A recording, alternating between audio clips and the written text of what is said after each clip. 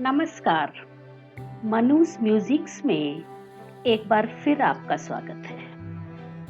साथियों, माननीय श्री अटल बिहारी वाजपेयी जी के नाम से कौन परिचित नहीं होगा।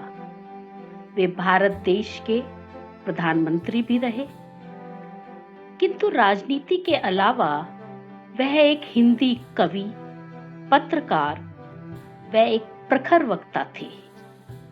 राजनीति के होते हुए भी उन्होंने कभी ओछी व दलगत राजनीति को नहीं अपनाया। सही व सटीक बात कहने में उनका कोई सानी नहीं है।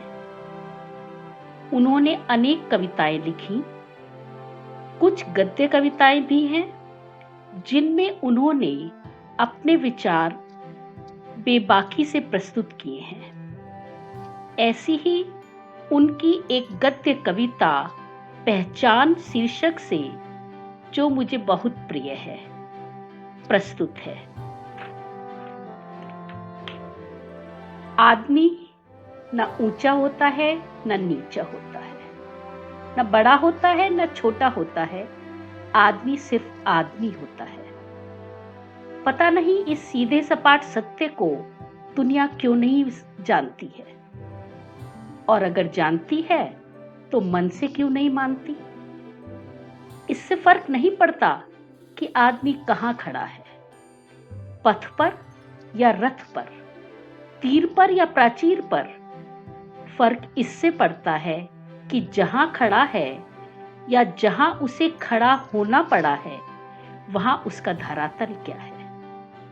हिमालय की चोटी पर पहुंच एवरेस्ट विजय की पताका फहरा कोई विजेता यदि ईर्ष्या से दग्ध अपने साथी से विश्वासघात करे, तो उसका क्या अपराध इसलिए क्षम्य हो जाएगा कि वह एवरेस्ट की ऊंचाई पर हुआ था? नहीं, अपराध अपराध ही रहेगा। हिमालय की सारी धवलता उस कालिमा को नहीं ढक सकती। कपड़ों की दूधिया सफेदी जैसे मन की मलिनता को नहीं छिपा सकती। किसी संत कवि ने कहा है कि मनुष्य के ऊपर कोई नहीं होता। मुझे लगता है कि मनुष्य के ऊपर उसका मन होता है। छोटे मन से कोई बड़ा नहीं होता, टूटे मन से कोई खड़ा नहीं होता। इसीलिए तो भगवान कृष्ण को शस्त्रों से सज्ज रथ पर चढ़े कुरुक्षेत्र के मैदान में खड़े अर्जुन को गीता सुनानी पड़ी थी। मन मारकर मैदान नहीं जीते जाते, न मैदान जीतने से मन ही जीते जाते हैं।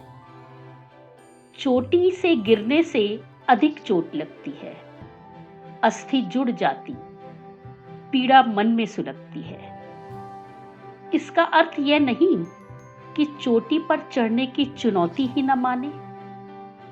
इसका अर्थ यह भी नहीं कि परिस्थिति पर विजय पाने की न ठाने। आदमी जहां है वहीं खड़ा रहे, दूसरों की दया के भरोसे पर पड़ा रहे। जड़ता का नाम जीवन नहीं है, पलायन पुरोगमन नहीं है। आदमी को चाहिए कि वह जूझे, परिस्थितियों से लड़े, एक स्वप्न टूटे तो दूसरा गढ़े, किंतु कितना भी ऊंचा उठे, मनुष्यता के स्तर से न गिरे, अपने धरातल को न छोड़े, अंतर्यामी से मुंह न मोड़े।